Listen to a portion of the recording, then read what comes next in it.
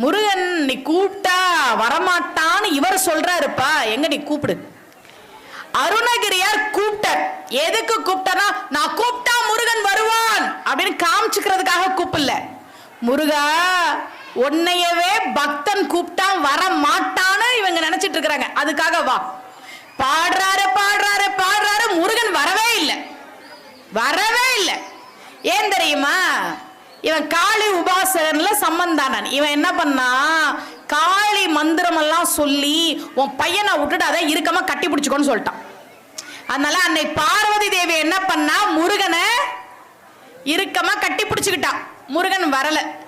அருணகிரியார் அவருக்கு இருக்கக்கூடிய அந்த ஞானத்தால பார்க்கிறார், முருகனை பார்வதி தேவி கட்டி பிடிச்சிட்டு விட மாட்டேங்கிறான். இப்பதான் பாடினார், அதல சேடனார் ஆட அகில மேரு மீதாட அபினக்காளி